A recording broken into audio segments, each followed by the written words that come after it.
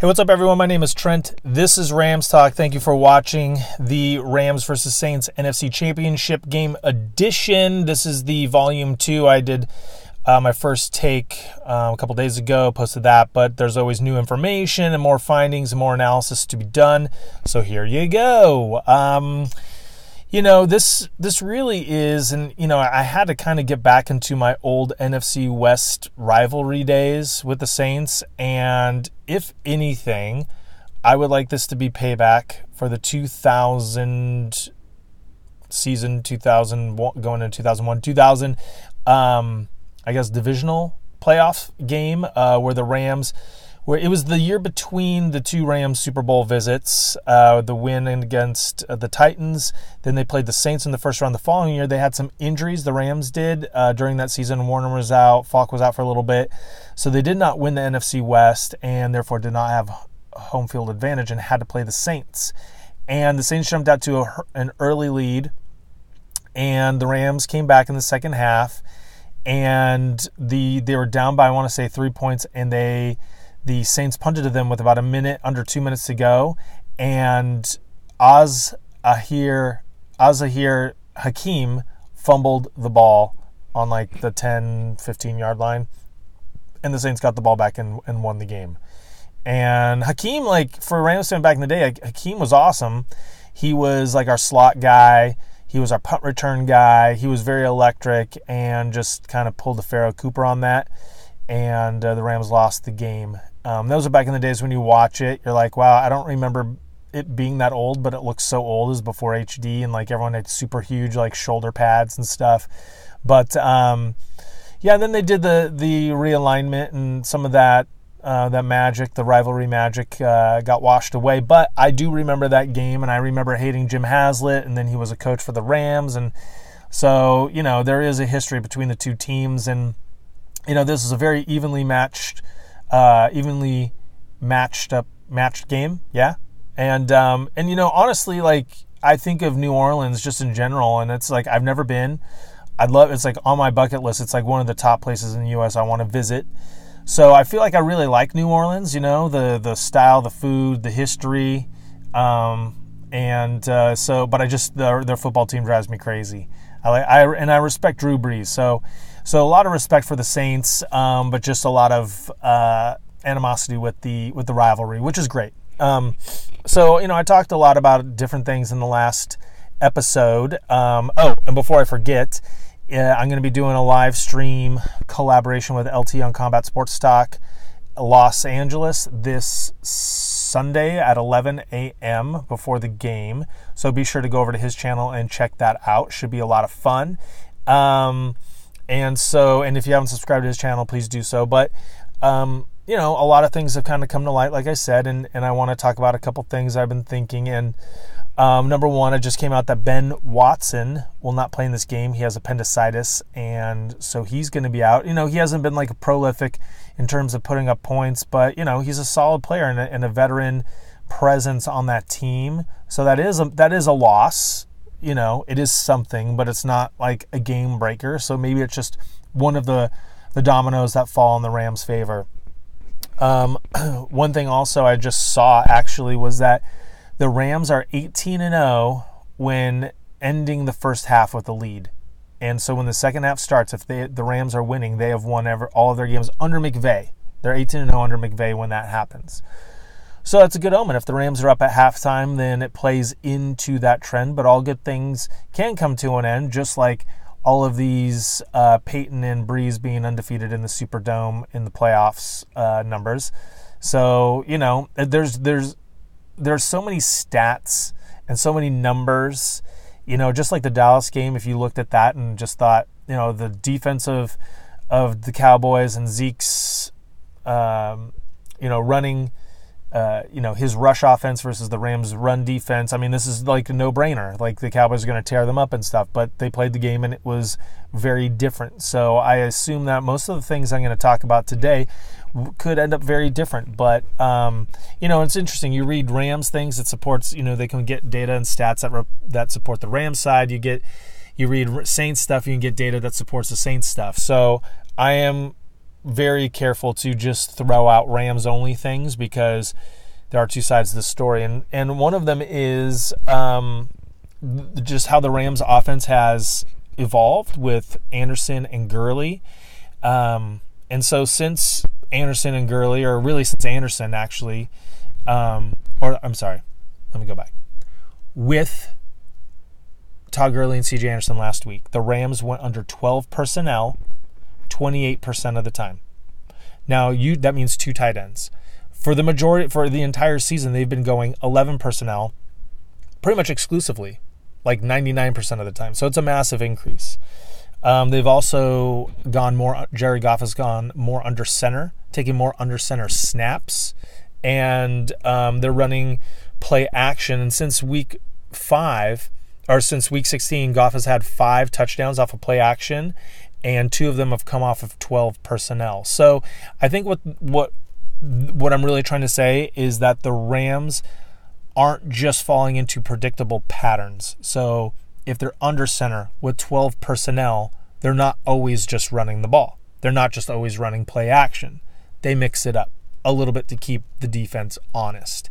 And then that's what you expect from Sean McVay, is to kind of, to not be predictable. And I think that's really the key to everything, changing snap counts, cadence, all types of things, motion, and giving the defense something that they're not used to seeing or that there isn't enough film to support. Now, Goff, I've really noticed this year that he really hits a lot of those intermediate throws. And guess what? He leads the NFL in yards from intermediate throws. And intermediate throws are between 10 and 30 yards. And he averages 11.1 yards per attempt on those, which is an NFL best. So those kind of chunk plays, those big plays, Jared Goff is all about them. And he needs time to let those happen and develop, and play action is a big key to that. So that's something to look at. Now, also, I really, the more I think about it, and traditionally, I watched the game against Philly, and the secondary looked pretty good. The beginning they got torched, but that's the thing. The Saints defense really plays man, and they really battle the short and intermediate throws, but you can get a step on them and you can get deep. And they also have had the most pass interference calls in all of football this year. So they basically make up for plays for being behind. Now, Marshawn Lattimore, like, that guy's straight up legit. I don't know how often the Rams are going to really challenge him, but I guess the key to this is Jared Goff, if you're throwing to your receivers who are running deep routes, overthrow it instead of kind of underthrowing it or allowing the DB to make a play on the ball. So don't put it in a place where only the Rams receivers can put it or get it. So the Saints are really susceptible to the deep ball. Now, kind of flipping it over to the Saints on offense, they have, since week 13, I believe that was the week against the Cowboys, actually it was, they have not been the same offense. They scored only 30 points one time since week 13, and they've scored under 20 points 3 times in that span. And also, that's probably because Alvin Kamara has been, ever since he took that illegal, or really was illegal hit from Jalen Smith, he hasn't been the same. He's still good, he's still dynamic, but his rushing yards per game, rush yards per carry, catches, yards per catch, have all been down since week 13 compared to prior to week 13. And also his TDs have been down, but that's more of a team thing, not so much a Kamara thing. So there's that. And also I think with Kamara and what the Rams did really well against Ezekiel Elliott is they set the edge, and that's Samson Ebukam, where he really comes in. And think of it like this, like if there are 22 players on a field and you're one of them, so there's 21 others, and you're playing to set the edge on a particular side, essentially no other player should be outside of you and by the sideline. So you should basically be the closest player to the sideline, keeping everyone else in the field. And that way, Kamara or Zeke or whoever does not get outside of you and get to that sideline. And so the Rams have to cast that net and hope that Kamara just runs into the net. And even if it's 10 yards, it's fine. Just don't let them break away. Because it was last year in the Coliseum where Kamara had like that 70-yard run where he just broke away. The Rams can't let them break away. They're going to get yards. Just contain. Now, the Rams are a completely different team with Aqib Talib. We all know that. Everyone knows that. But the contrast is stark. So, opponents' passer rating with Talib on the field is 69%. And that's really good. That's like Bears secondary level. Opponents' passer rating with Talib not in the game, not on the field, is 108. That is Tampa Bay Buccaneers like level right there. So his presence there has been crazy. And Marcus Peters, since week 10, so weeks 1 through 9, and that was week 9 was against the Saints. So that last game against the Saints where Michael Thomas burned him. Those games, his his grade as a cornerback was 39.9, and since then it's 80.1. So it's a tale of two cornerbacks, really. The passer rating allowed against him week 1 through 9 is 145.2, and since then, since week 10 through 17, it's 45.1. And since the Michael Thomas burned him, quarterbacks have a 0 passer rating on deep balls thrown towards Marcus Peters, and they are 0 for 7 on completing those passes, and Peters has 2 interceptions on those deep throws. And a lot of that is, it's not like Marcus Peters just, I snapped out of it and I'm a great cornerback and I'm just locking it down.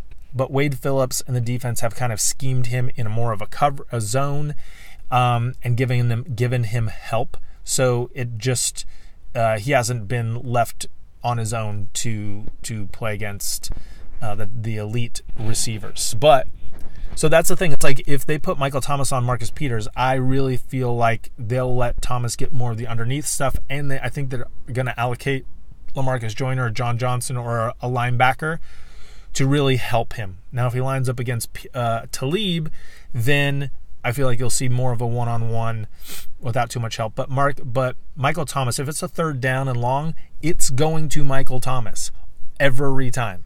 I think everyone knows that. Maybe then Kamara, but it's really those 2 guys. That's where you have to really look out for. Now, Aaron Donald. Aaron Donald, last time they played New Orleans, was double-teamed 61% of the time. And that's how you stop Aaron Donald. He didn't have a sack last time, so, they did something right, and I think they'll try and do the same thing. However, like I mentioned before, Andres Pete, the left guard for the Saints, has a broken hand.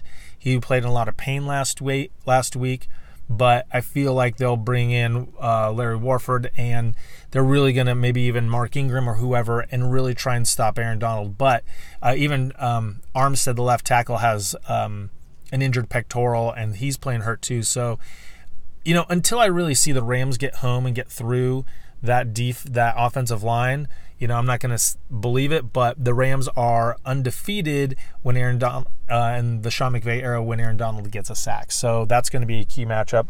Suh, I really like. The more I watched the highlights of the game against Dallas, Suh was just balling out. I feel like he's like, it's money time.